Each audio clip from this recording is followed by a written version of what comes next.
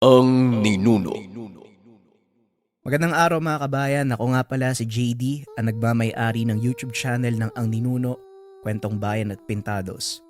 Yung mga uploads natin ngayon mga kabayan, magkakaroon lang siya ng slight na pagbabago. Palagi na akong makikita na live na nagnanarrate para makita nyo yung proseso kung paano ko siya ginagawa. At same time, yung mga nagsasabi kasi na marami daw kami pa nag-record, gumagamit ako ng voice changer. Well, hindi mga kabayan, makikita nyo dito sa video na lahat ng ito ay natural na ginagawa sa recording. And at the same time, para maiwasan din yung mga magnanakaw ng video kasi kami yung naapektuhan kapag ninanakaw tapos nire-upload kung saan-saan. At bago rin tayo magsimula, magsha-shoutout na rin ako palagi. Shoutout kay Vernie Gacoma para sa comment niya na ito. Maraming salamat sa patuloy na suporta sa channel. Kung gusto nyo ma-shoutout, comment lang kayo mga kabayan. At bago din tayo magsimula, sa lahat ng interesado dito mga kabayan, dito sa medalyon na gabay, ito yung lagi kong pinapakita. Meron tong simbolo, baliktaran yan mga kabayan. Ito yung simbolo na ginamit ng unang panahon ng mga Vikings kapag kailangan nila ng gabay sa paglalakbay. At ngayon naman sa kasalukuyan pwede natin tong gamitin bilang gabay sa pang-araw-araw na desisyon sa buhay.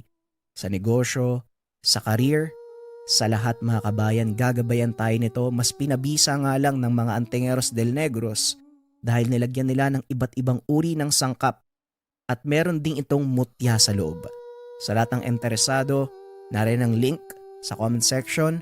Pasensya na kung medyo mahaba yung intro natin kasi nagkaroon tayo ng slight na pagbabago sa channel.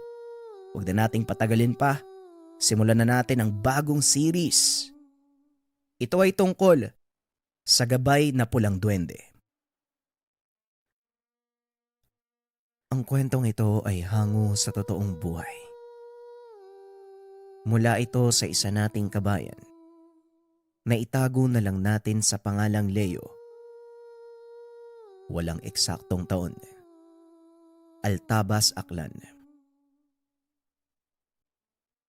Nang mga panong ito, naninirahan sa isang hasyendang pagmamay-ari ng isang prominenteng tao ang pamilya ni Leo.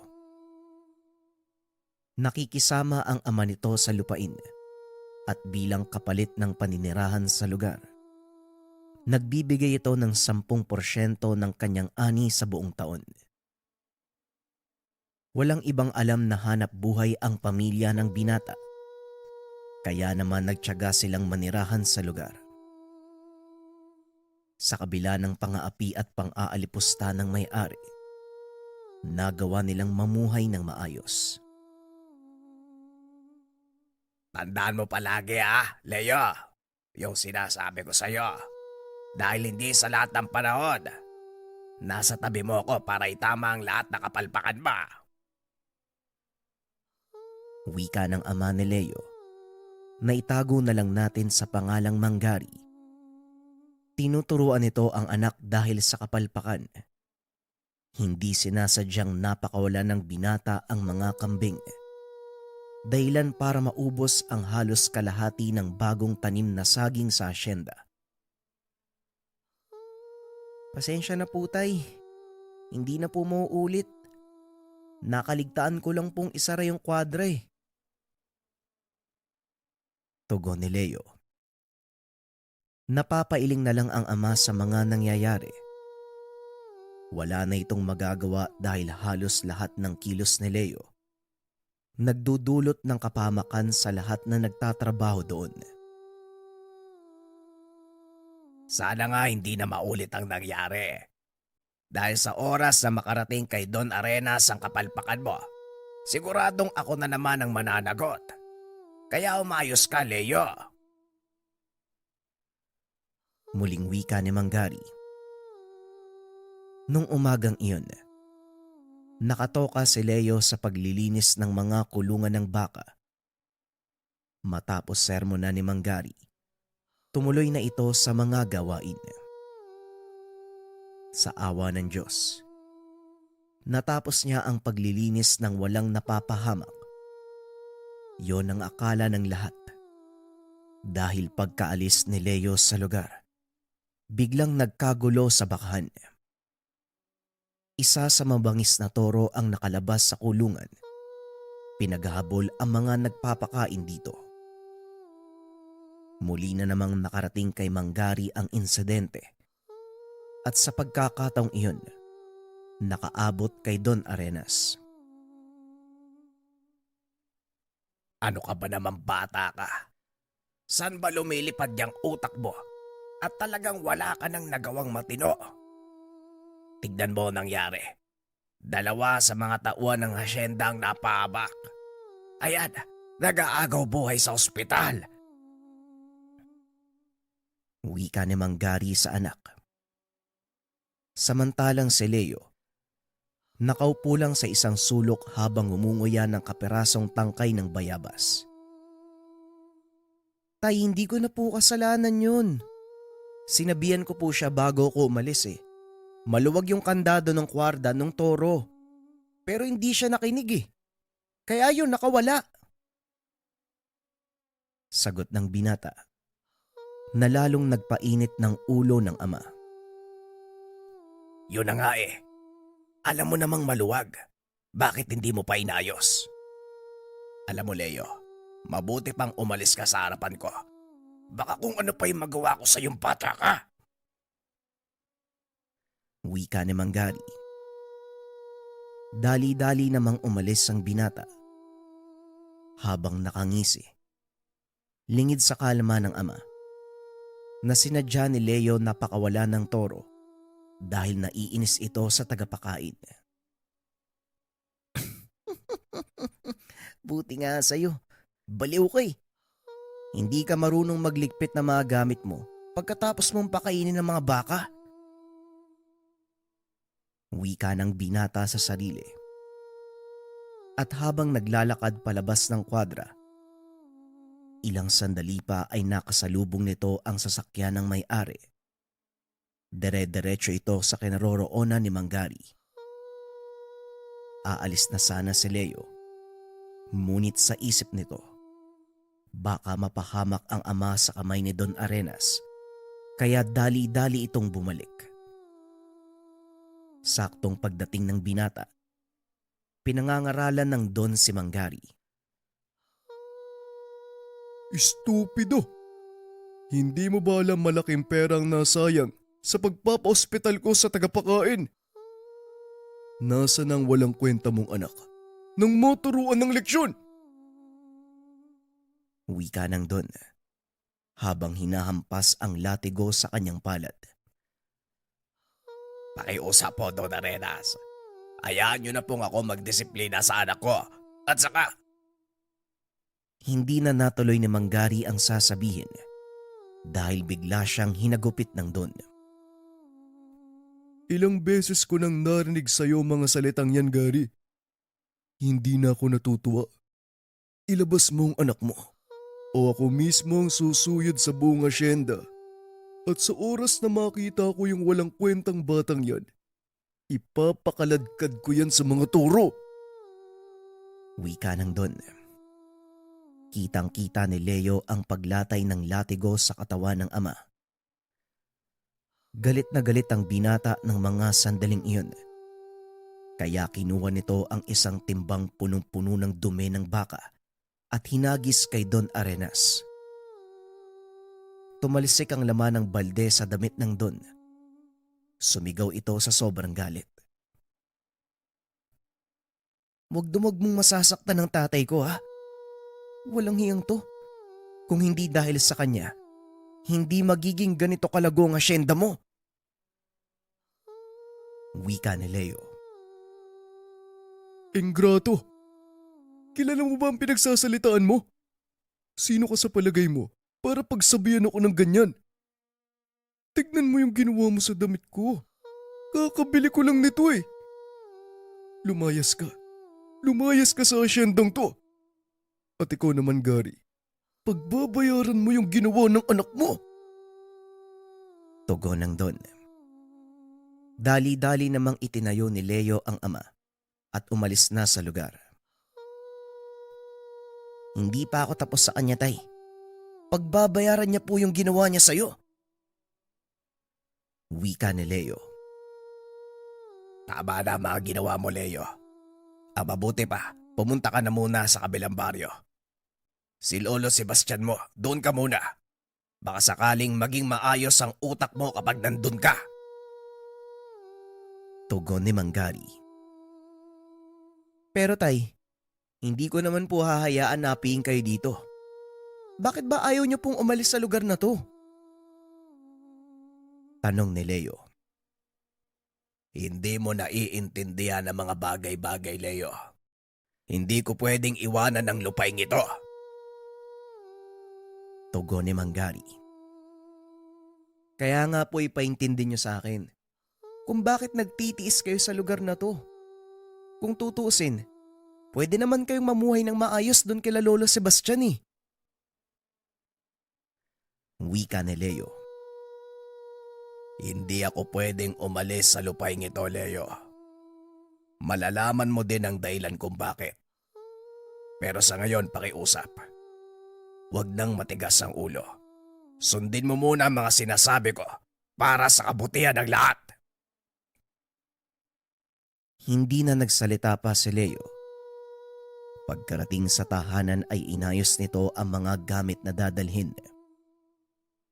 Kinabukasan bumiyahe ang binata papunta sa lugar ng ama ni Manggari na si Lolo Sebastian. Nasa kabilang probinsya ito, kaya kailangang sumakay ng binata sa barko bago marating ang mismong baryo.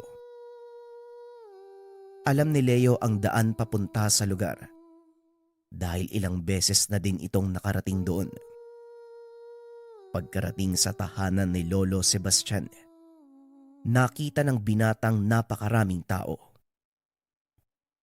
Hindi na nanibago si Leo dahil alam niyang manggagamot si Lolo Sebastian. Ay nako. Huhulaan ko, Leo. May ginawa ka na namang kalokohan sa asyenda, no? Wika ni Lolo Sebastian. Ay nako, gaya pa din ng dati, Lolo. Kayo po, kumusta naman po kayo dito? Tanong ni Leo. Ako'y maayos naman. Pakiabot mo nga sa akin yung plaghan ng may tubig at kandila. Napangiti na lang si Leo dahil gaya ng dati. Pilit pa rin siyang tinuturuan ng matanda sa larangan ng panggagamot. Inantay ng binatang matapos ang gamutan nung araw na yun at saka kinausap ang matanda. Lo, bakit ayaw umalis ni tatay sa asyenda? Matagal ko nang tinatanong sa kanya kung ano yung dahilan eh. Pero hindi niya naman ako sinasagot. Tanong ni Leo. Matindi ang dahilan ng iyong ama kung bakit ayaw niyang iwanan ng lupaing iyon. Sayang at wala ng nanay mo. Siya ang mas nakakaalam ng lahat, Leo eh.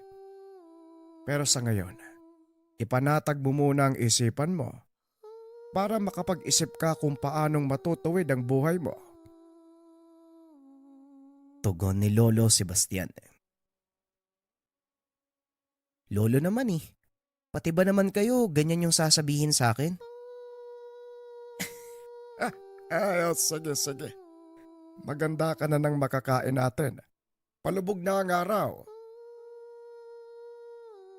Kinabukasan maagang ginising ng matanda si Leo. Nagpasama ito sa kagubatan upang manguha ng panggatong. Ikaw ang mag-ipon ng mga tuyong kahoy. Dito lang ako sa kabilang banda, mangunguha ng mga halamang gamot. Wika ng matanda. Nagsimulang mamulot ng tuyong kahoy si Leo hanggang sa mapunta ito sa lugar na napakadaming kawayan. Medyo marami na rin ang naipong kahoy ng binata. Kaya nagpasya na itong bumalik sa kinaroroonan ni Lolo Sebastian. Akmang aalis na sana ito nang biglang makarinig ng boses na tila humihingi ng tulong. Hoy! Mababang tao! Tulungan mo nga akong makalis dito! Dalian mo! Wika ng boses. Hinahanap ni Leo ang pinanggagalingan nito. Ngunit wala siyang makitang tao. Nasaan ka ba? Magpakita ka nga!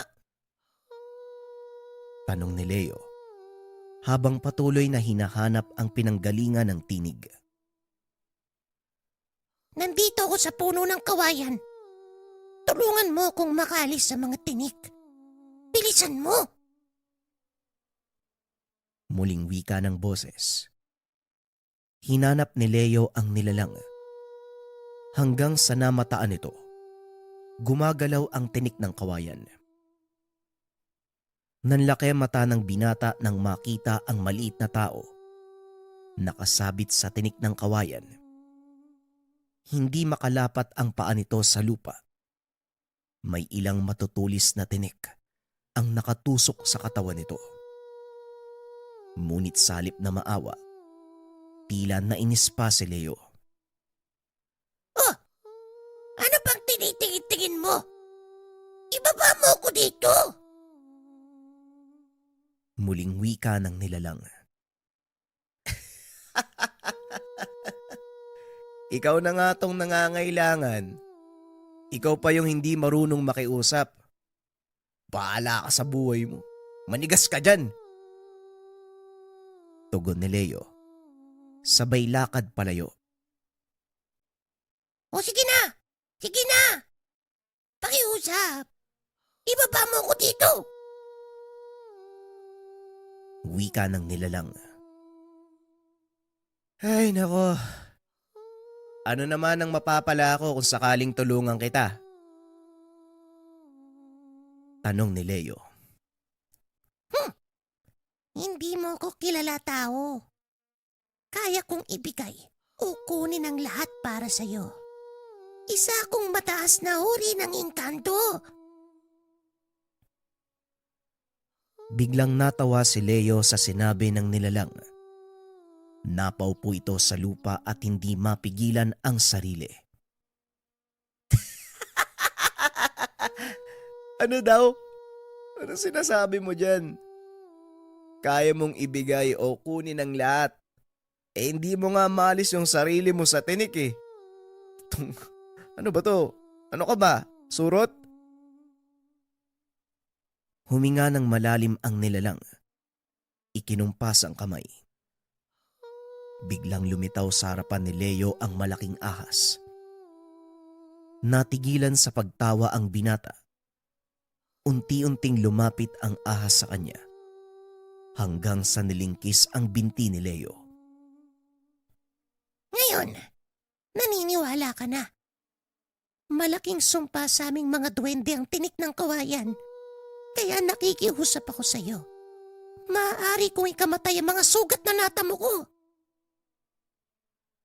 Wika ng nilalang. Kagad naglaho ang ahas. Napagtanto ni Leo na seryoso ang kalagayan nito. Kaya dali-dali niyang kinuha ang nilalang mula sa pagkakasabit. Hindi ko alam kung paano kita gagamutin eh. Kaya kailangan kitang dalin sa lolo ko. Hindi na nagsalita ang nilalang dahil talagang nanghihina na ito. Dali-daling itinakbo ni Leo ang nilalang pauwi.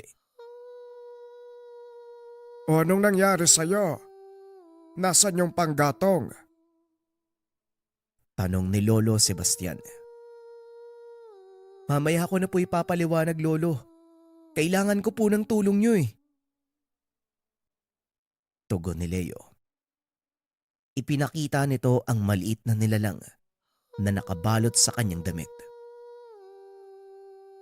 Mahabaging langit. San mo nakuha ang... Huminto sa pagsasalita ang matanda. Sinilip ang mga tao. Dali-dali itong lumabas at sinabihang bumalik na lang kinabukasan. Lo, kailangan nating magbadali. Sa palagay ko, hindi na siya aabutan ng paglubog ng araw eh. Wika ng binata. Dali-dali namang pinasok ng matanda ang dalawa sa kwarto. Huwag kang mag-alala. Madali lang gamutin ang isang to. Pero kailangan kong enerhiyang mula sa'yo. Tugon ng matanda. Nalabis namang ikinagulat ni Leo. Po, bakit niyo po kailangan ng enerhiya na manggagaling sa akin? Ano po bang meron? Tanong ng binata. Mamaya malalaman mo ang dahilan. Sa ngayon, huwag ka munang puro tanong. Tugon ni Lolo Sebastian. Sabay hatak ng kamay ni Leo. Hinawakan ng matanda ang palad nito. Habang ang isang kamay nakatapat sa katawan ng munting nilalang.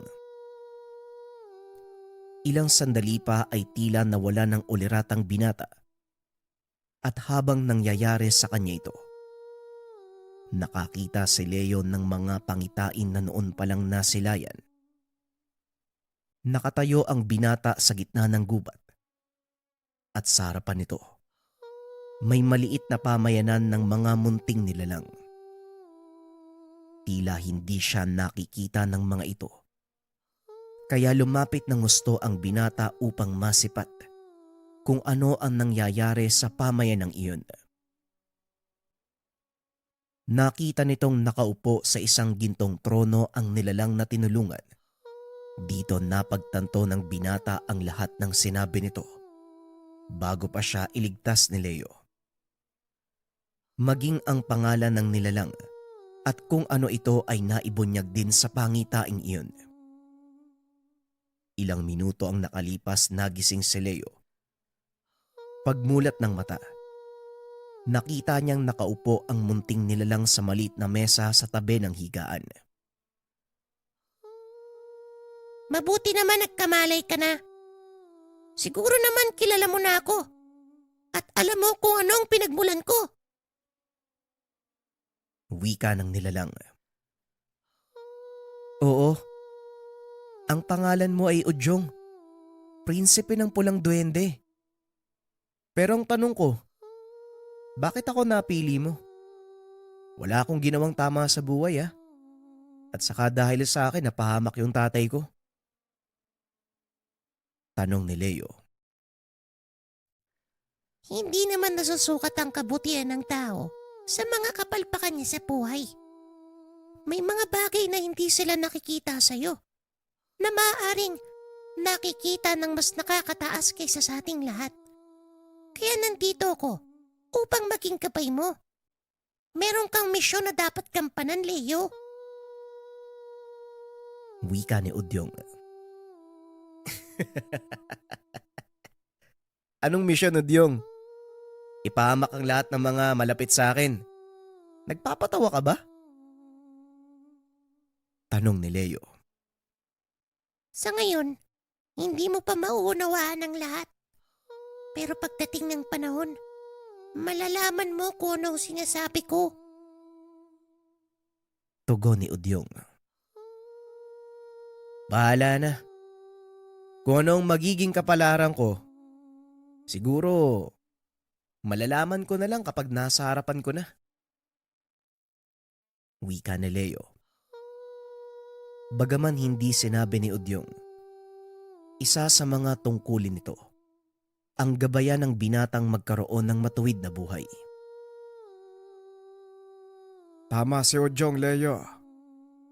Hindi mangyayari ang lahat ng ito kung walang dahilan. Ikaw mismo sa sarili mo makakatuklas nito. Pero pakiusap lang. Habang tinutuklas mo kung ano ito, iwasan mong makagawa ng kapalpakan. Tugon ni Lolo Sebastian. Masayang nagtawanan ang tatlo.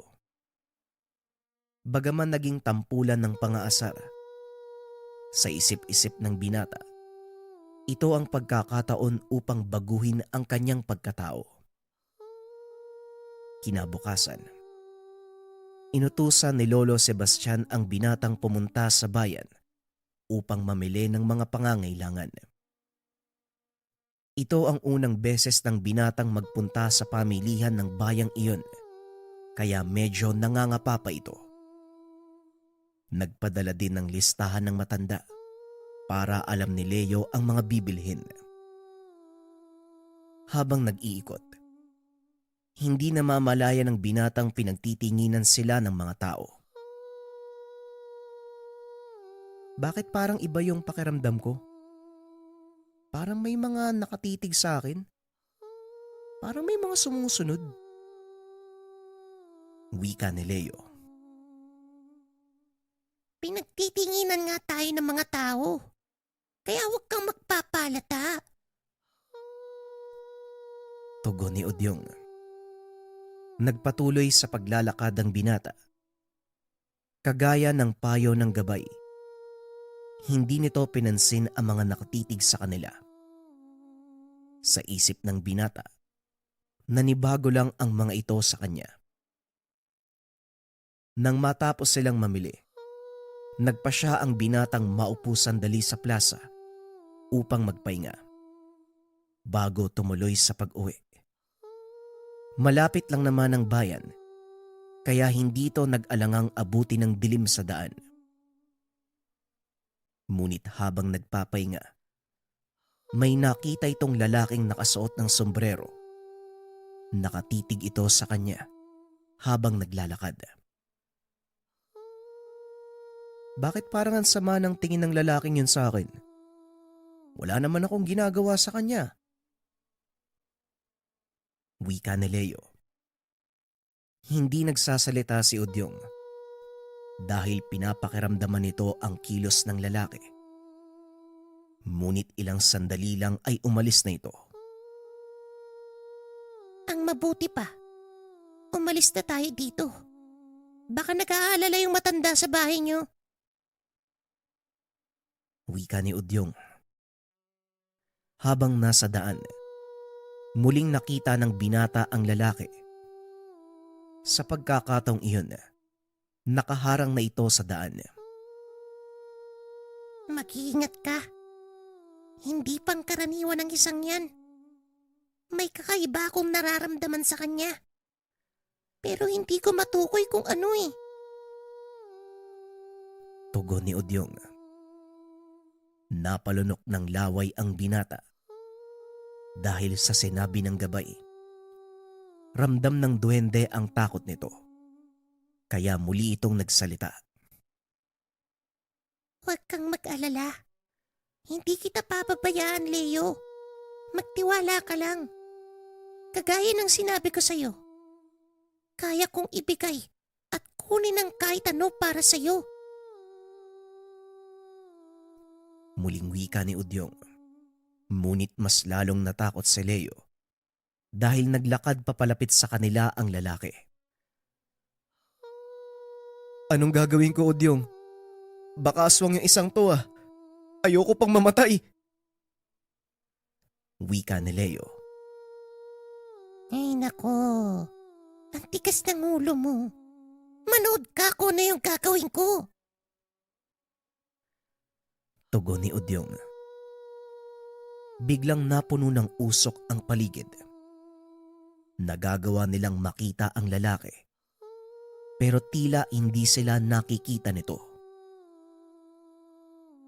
Anong nangyayari?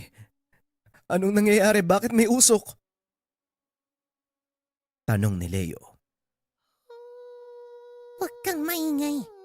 Mamaya ako'y papaliwanag sa'yo ang lahat. Sa ngayon magmadali ka. Umalis na tayo dito. Tugon ng duwende. Kumaripas ng takbo ang binata. Halos madapa ito sa pagmamadali. Pagkarating sa tahanan, laking gulat ni Lolo Sebastian dahil gamunggo ang pawis ng binata at hingal kabayo. Oh, ano nangyari sa'yo? Bakit pawis na pawis ka? At parang hinahabol ka ng 10 demonyo. Tanong ni Lolo Sebastian. Parang ganun na nga po, Lo. May humarang na lalaki sa amin eh. Ewan ko pero mabuti na lang nakatakas kami ni Udyong eh. Tugon ng binata. Tinignan ni Lolo Sebastian ang duwende. Nakatingin ito sa malayo. Udyong, anong nangyari sa inyo? Tanong ng matanda. Di ba nasabi na ni Leo? Bakit mo pa ako tinatanong? Tugon ni Udyong. Sa hindi malamang dahilan, tila malamig ang pakikitungo ni Udyong sa ibang tao. Tanging kay Leo lang ito nakikipag-usap ng maayos. Tama nga ang sinabi ng mga ninuno ko noon. Kailanman hindi makikipag-usap ng maayos ang mga gabay na duwende, lalo na kapag sa ibang tao. Wika ni Lolo Sebastian. Huy, ano ka ba naman, Udyong? Bakit ganyan ka makipag-usap kay Lolo? Nakalimutan mo ba? Siya yung nagligtas ng buhay mo ah. Tanong ni Leo. Ginawa niya lang ang papel niya sa misyon mo. Kaya wala akong dapat ipagpasalamat sa kanya. Ikaw lang ang dahilan kung bakit ako nandito. Tugon ng duwende. Nasinang-ayon na naman ni Lolo Sebastian. Tama siya, Leo. Wala siyang dapat ipagpasalamat. Nauunawaan ko ang kilos ng iyong gabay. At sa palagay ko, kailangan mo nang harapin ang nakatadhana sa iyo. Sisimulan mo ang iyong pagsasanay sa lihim na karunungan sa lalong madaling panahon. Wika ni Lolo Sebastian. Lolo, alam mo naman na kailanman hindi ko ginustong maging manggagamot, di ba? Bakit kailangan ko pang pag-aralan ng mga nalalaman mo? Ayoko nga po eh. Tugon ni Leo. Hindi lang sa panggagamot ang gamit ng lihim na karunungan, Leo. Kailangan mo ito para may pagtanggol ang iyong sarili. Lalo ngayon, marami ang maghahangad. Napahinto sa pagsasalita ang matanda dahil nakatitig sa kanya si Udyong. Nagahangad na ano, Lo? Pabitin ka naman eh. Sa palagay ko, si Udyong na ang makakapagsabi sa iyo ng dahilan. Sige na, kumain ka na at magpahinga. Matapos ang pag-uusap ng maglolo, pinili ni Leo ang maupo sandali sa bakuran. Kinausap nito si Udyong. Hindi naman nag-atubiling magbigay ng impormasyon ng gabay. Totoo ang sinasabi ng lolo mo kanina, Leo. Manganganib ang buhay mo, lalo pat nararamdaman nila ang pasensya ko. Kailangan mong maganda. Kailangan mong mag-ingat. Wika ni Udyong. Naging palaisipan sa binata kung sino ang tinutukoy ng gabay. Ano naman ang kailangan nila sa'yo? Tanong ni Leo. Kagaya ng sinabi ko sa'yo, ilang ulit na. Kaya kong magbigay at kumuha ng kahit ano. Sa makatuwid, may kakayahan akong tumupad ng kahilingan, Leo. Ito ang habol sa akin ng mga tao. Ito din ang dahilan kung bakit ako magaspang kahit kanino, maliban sa taong kinagabayan ko. Pagpapaliwanag ni Udyong. Dagdag pa nito, utang niya ang buhay sa binata. Kaya naman pinili ng duwendeng gabayan siya. Kung ganon, anong magagawa ko para matulungan ka, Udyong? Tanong ni Leo. Sundin mo ang sinabi ni Lolo Sebastian. Pero wag mong gawin ito para sa akin.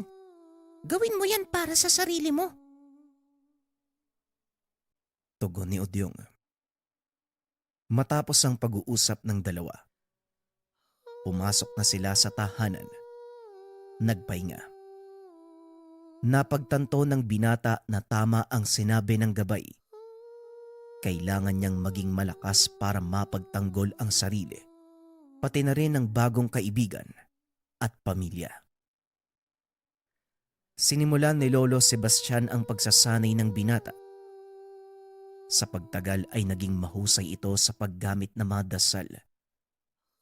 Pinag-aralan din ni Leo ang tungkol sa eksorsismo at pagpapalayas ng demonyo sa katawan ng tao. At sa haba ng panahong ginugol nito sa pagsasanay, unti-unting nakikita ng binata ang dahilan kung bakit siya nabuhay. Sa kabila ng mga natutunan, hindi pa din nawala ang likas na katauhan ni Leo. Magaspang pa din itong kumilos at kadalasan ay napapahamak. Minsang isinama ni Lolo Sebastian ang binata sa isang gamutan upang kahit papano ay may matutunan. Ngunit sa hindi inaasahang pagkakataon, natabig nito ang plangganang punong-puno ng mainit na tubig, dahilan para matapon sa sahig na gawa sa kawayan. Nabuhusan ang asong natutulog sa silong ng bahay, dahilan para tumakbo ito at mabulahaw ang lahat ng mga kapitbahay ng pamilyang pinuntahan ng maglolo. Anak ng oo talaga. Talaga bang hindi maaalis sa'yo ang pagiging hari ng sablay, Leo? Tignan mo! Oras na ng gabi. Naglabasan patuloy ang mga tao sa paligid. Wika ni Lolo Sebastian. Pasensya na po, Lolo ah.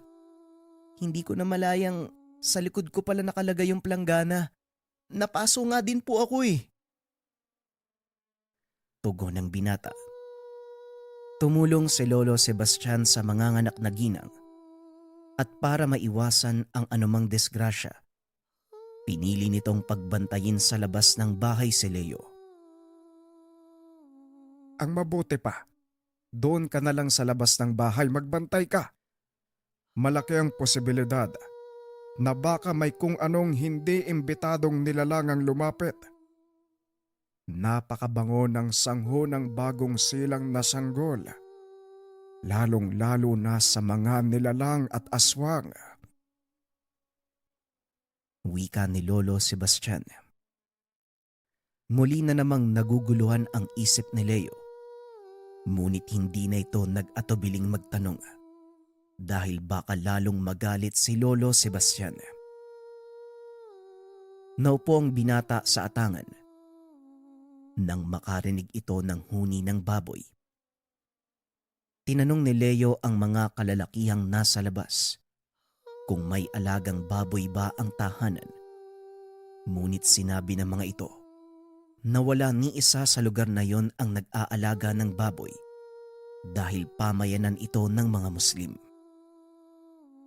Dito na nagsimulang magtaka ang binata, lalo pa nang marinig nito ang malakas na kalabog sa bubong. Dali-daling tumayo si Leo upang silipin kung ano ang may gawa ng ingay. Nanlaki ang mga mata ng binata nang makita ang isang baboy na nakapatong sa bubong. Paanong nakarating yung baboy na yan sa taas ng bubong? Tanong ni Leo. Kagad nagtayuan ang mga kalalakian. Kanya-kanyang silip ang mga ito sa bubong ng bahay. Ngunit walang nakikita ang mga ito. Pinagtinginan ng mga kalalakihan ng binata dahil sa akala nila ay pinagkakatawaan ni Leo ang kanilang relihiyon. Hindi ka talaga marunong mag-isip, Leo, no? Sinabi na nga sa'yo ni Lolo Sebastian na Muslim ang mga nakatira dito. Magbabanggit ka pang may baboy sa bubong ng bahay. Ngayon, ano nang gagawin mo? Tanong ni Udyong. Napagtanto ng binata. Hindi nakikita ng mga kalalakihan ang nilalang na nasa bubong. Kaya gumawa ito ng paraan para mapatunayan ang sinasabi. Dali-dali itong pumasok sa tahanan para kumuha ng asin. Dahilan para mataranta ang lahat ng naroon at pigilan ang binata sa ginagawa. Nang makakuha na ng asin, muli itong lumabas ng bahay at isinaboy sa bubong. Kinuyog ng mga kalalakihan ng binata at habang ginagawa nila ito, malakas na atungal ng kung anong nilalang ang umalingaw-ngaw sa paligid. Natigilan ang mga kalalakihan at tumitig sa bubong ng tahanan. Halos magtakbuhan ang mga ito nang makita ang figura ng taong nakapatong sa bubong. Nakatitig ito kay Leo gamit ang mapupula at nagliliwanag na mga mata.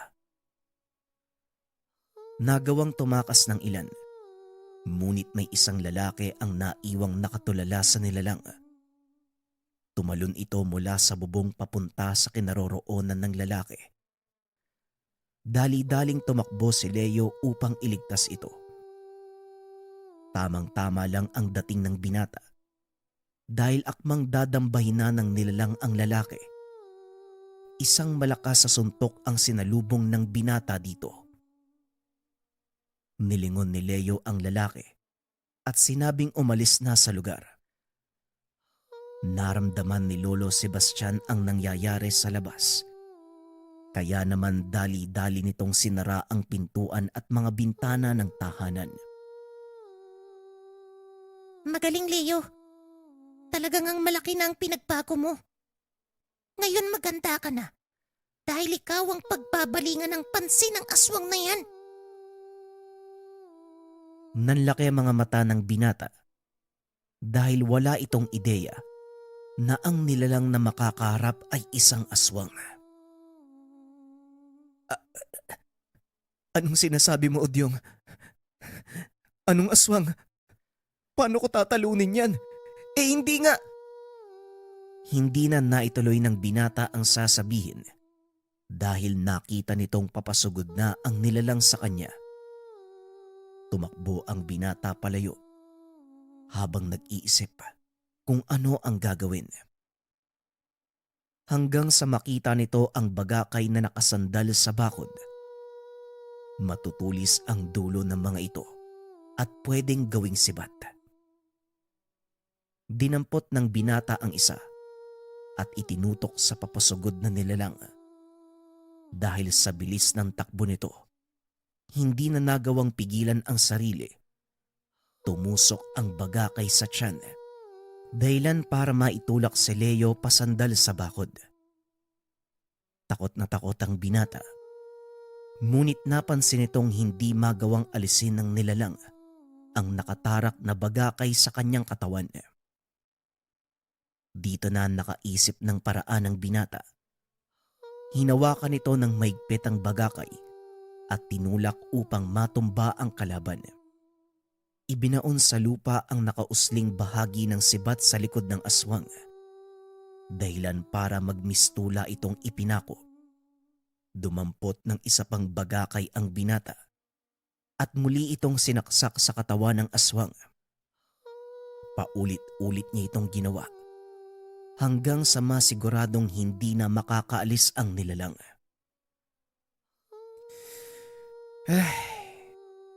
Siguro naman, hindi ka na makakagalaw sa lagay mo na yan. Antayin mo na lang ang pagsikat ng araw para makita ng lahat kung sino ka. Wika ng binata habang pilit na hinahabol ang hininga. Magaling, Leo. Hindi na masama. Nagawa mong talunin ang pinakauna mong kalaban. Pero tandaan mo, isa lang yan sa mga makakainkwentro mo. Wika ni Udyong. Alam ko, Udyong. Pero sigurado din akong nandyan ka para hindi ako pabayaan. Kaya kampante akong mahaharap ko yung mga susunod kong kalaban. Halika na. Mukhang tapos na din si Lolo sa ginagawa niya eh. Pagpasok ng binata sa tahanan, Nakaupo na si Lolo Sebastian sa sulok habang kalong-kalong ang isang sanggol. Tumayo ang matanda at inabot ito sa isang lalaki. Malusog na batang lalaki. Ito ang panganay niyo. Binabati kita. Wika ng matanda. Salamat sa inyo, Manong Sebastian. Talagang maaasahan ka sa ganitong sitwasyon. Nga po pala, sino yung kasama mong nakipaglaban sa aswang kanina? Tugon ng inam. Napatingin ng matanda kay Leo na nooy nakapamewang sa tapat ng pintuan, dahilan para maharangan kung sino mang papasok sa tahanan. Talaga nga naman wala kang asa, Leo, no? Ano ba sa tingin mo ang ginagawa mo? Nakapamewang ka pa dyan sa pintuan. Paanong makakapasok ang bisita ng inam? Paumanin, inam, ha? Siya ang aking apo. Si Leo. Pasensya ka na, mabait na tao yan, pero talagang hari ng sablay eh. Wika ng binata habang hinahatak palayo sa pintuan ang binata. Mahusay ang ginawa mong pakikipaglaban sa mga aswang, iho. Pero paano mo nalaman na may aswang sa bubong? Tanong ng inam sa binata. Walang anuman po, inam. Hindi na po mahalaga kung paano ko nalaman, ang importante po. Wala pong napahamak o nasaktan. Yun na lang po yung isipin natin. Tugon ng binata habang iniikot ang tingin sa loob ng tahanan. Napakamot na lang ito ng ulo dahil parang dinaanan ng bagyo ang lugar. Bunga ito ng pagmamadali niyang pumasok upang kumuha ng asin. Napansin naman ito ni inam. Kagad na natawa sa reaksyon ni Leo. Huwag mo nang alalahanin yung mga nakakalat. Ang mga kasambahay ko na ang balang mag-ayos niyan. Maiwan ko muna kayo, ha. Papasikat na ang araw eh. Oras na ng pagsamba. Marami akong dapat ipagpasalamat kay Allah. Wika ng inam. Matapos ang pag-uusap ay nagpaalam na din ang maglolo. At sa kauna-unahang pagkakataon, walang narinig na pangaral ang binata mula sa kanyang lolo Sebastian. Lo, naninibago ako sa iyo, ha. Bakit mukhang wala kayong sinasabi tungkol sa nangyari sa bahay nun? Ayos, ha. Magaling ba yung ginawa ko?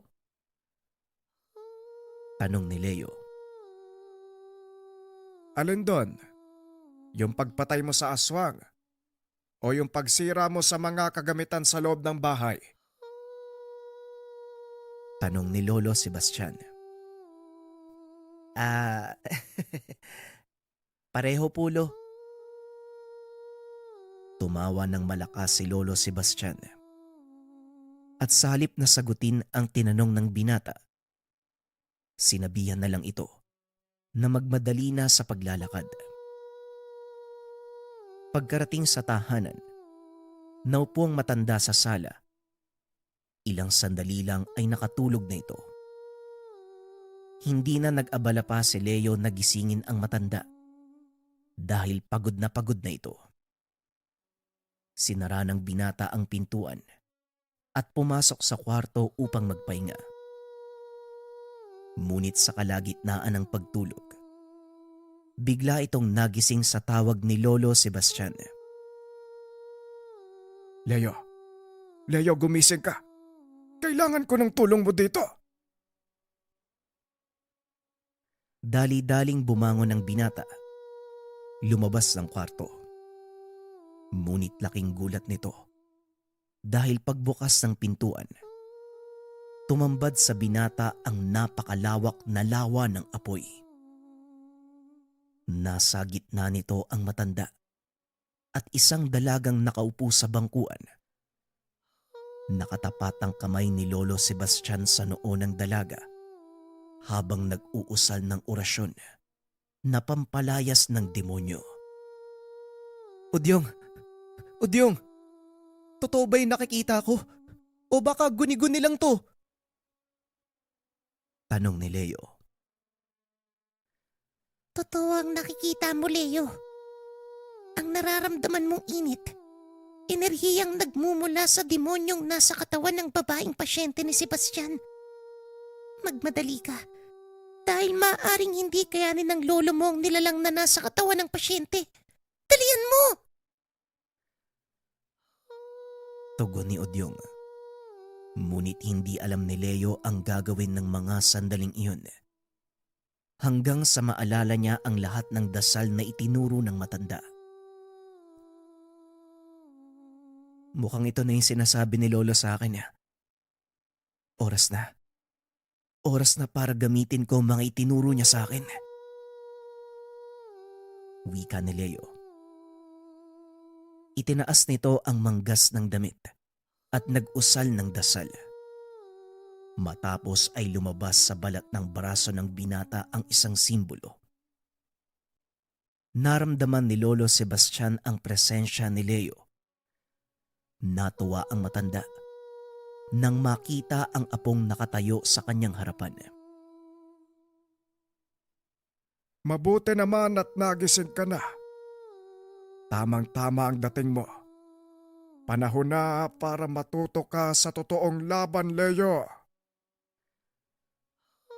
Wika ng matanda. Sabay alis ng kanyang palad sa noo ng pasyente. Biglang sumigaw ang dalaga at nawala ang mainit na enerhiya sa paligid. Ang ginawa ng binata, isang ritual na nagkukubli sa buong paligid mula sa paningin ng mga tao. Walang makakakita, walang makakaramdam na nasa paligid, na tila ba huminto ang oras. Ngunit sa loob ng pananggalang, patuloy itong tumatakbo. Alam kong ilang minuto lang itatagal ng orasyon ko, Lolo. Kaya kailangan na nating bilisan. Wika ni Leo. Kung ganon, ikaw na ang bahala. Medyo matanda na ako eh. At saka mabagal na akong kumilos eh. Wika ng matanda. Naglakad ito palayo at naupo sa sulok. Itinuloy ng binata ang ginagawa ni Lolo Sebastian. At sa tulong ni Udyong, nagawa nilang palabasin ang nilalang na sumapi sa katawan ng pasyente. Nakatayo ito sa harapan ng binata habang tumatawa ng malakas.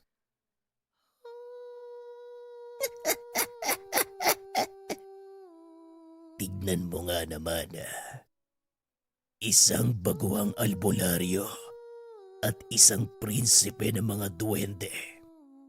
Ano sa palagay mo ang mangyayari? Tanong ng demonyo habang naglalakad paikot kay Leo. Isa lang ang alam kong mangyayari sa ngayon. Ibabalik kita sa impyerno. Hindi ka nababagay sa mundong ito. Tugon ni Leo.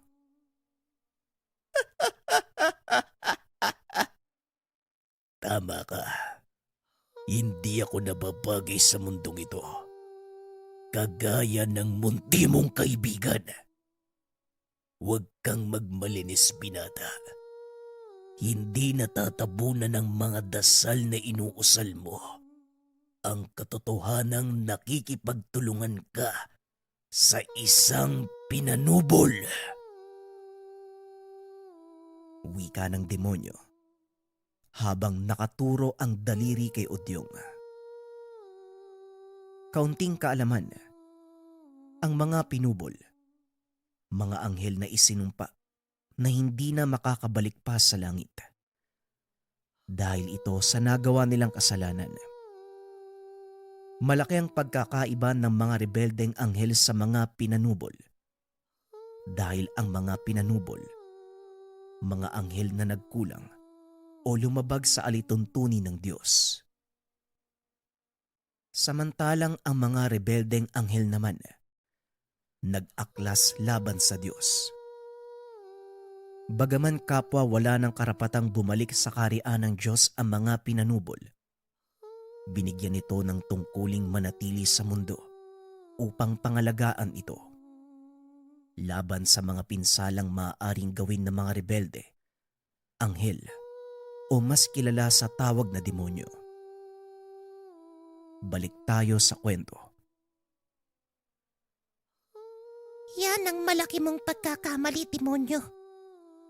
Bagaman wala na kaming karapatan bumalik sa kaharian ng Diyos, hindi nawala ang aming pakikitungo at pagkilala sa Kanya bilang Ama at Hari ng lahat ng nilalang.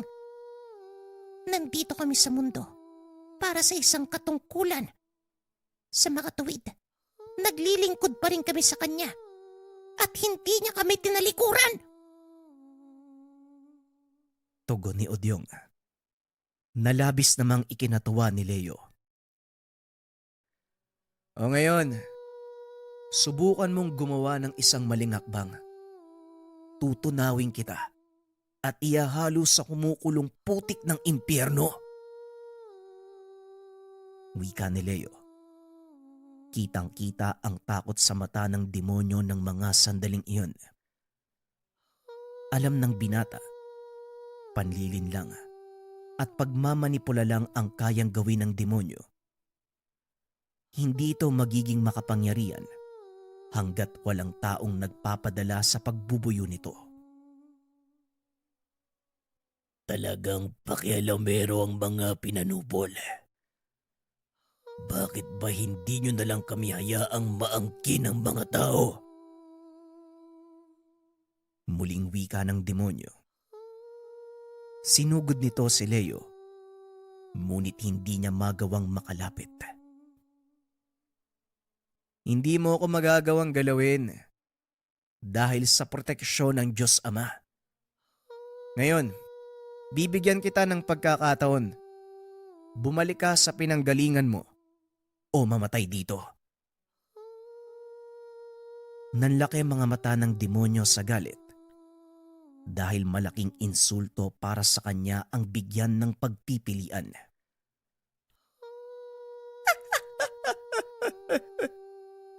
Ang lakas ng loob mong bigyan ako ng pagpipilian.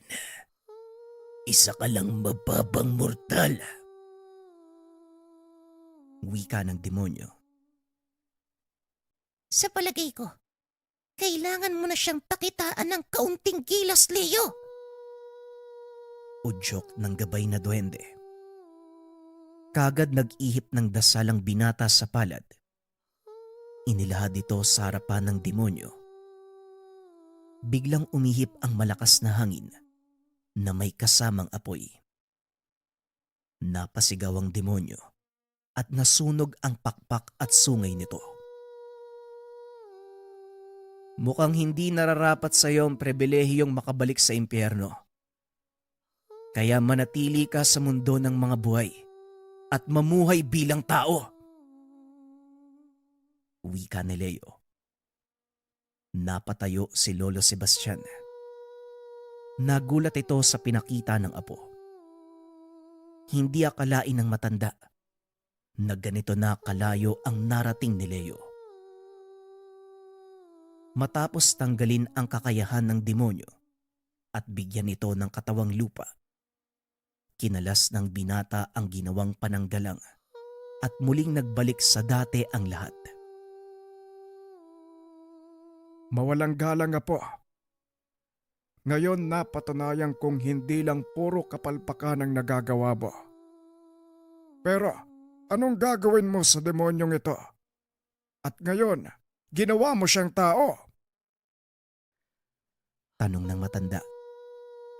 Ngunit laking pagtataka nito nang magsalita si Leo. Bakit po?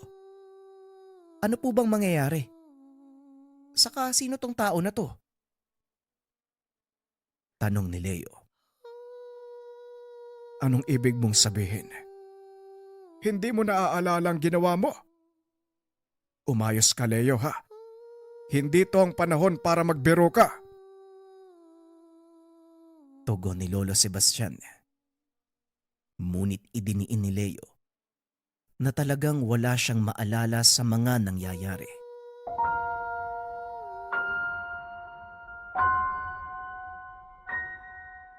Ang ninuno. Ang ninuno.